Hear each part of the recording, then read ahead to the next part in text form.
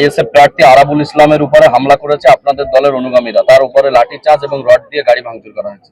খুনি আরাবুল সমাজ বিরোধী, যে নোংরা খেলা আজকের ওখানে খেলতে চাইছে, এর পরিণামটা ভয়ঙ্কর হবে।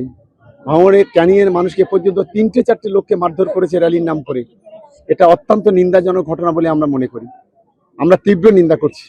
আরাবুল ইসলাম বলছেন সবকিছুই এই শওকত মোল্লা ভাঙড় থেকেই অসভ্য বর্বর, একটা বর্বর সম্পর্কে কথা বলি না। কাল বাদে পরশু প্রথম দফার বিধানসভা নির্বাচন, তার আগে দিকে দিকে হিংসার ছবি ধরা পড়ছে। দেখাবো জীবনতলার ছবি, দক্ষিণ 24 পরগনার জীবনতলা, যেখানে আরাবুল ইসলাম তার গাড়িতে ভাঙচুরের ঘটনা ঘটেছে। ক্যানিং পূর্বের আইএসএফ প্রার্থী আরাবুল ইসলাম, তার গাড়িতে ভাঙচুর চালানো হয়েছে সরাসরি তৃণমূলের দিকে, অভিযোগ করছেন আইএসএফ প্রার্থী।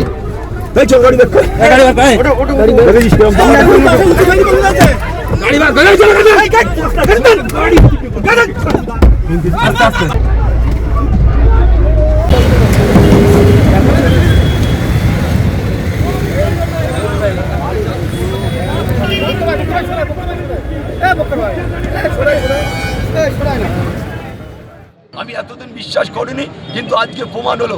আমার উপরে মেশিন গুলি দেখিয়ে আমাকে মেরে দেওয়ার চেষ্টা করেছে, আমার গাড়ি সম্পূর্ণ ভেঙে দেওয়া হয়েছে।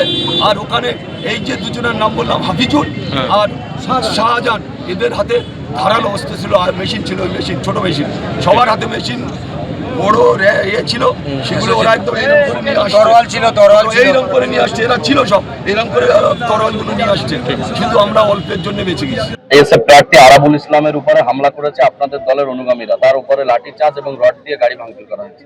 খুনি আরাবুল সমাজ বিরোধী, যে নোংরা খেলা আজকের ওখানে খেলতে চাইছে, এর পরিণামটা ভয়ঙ্কর হবে।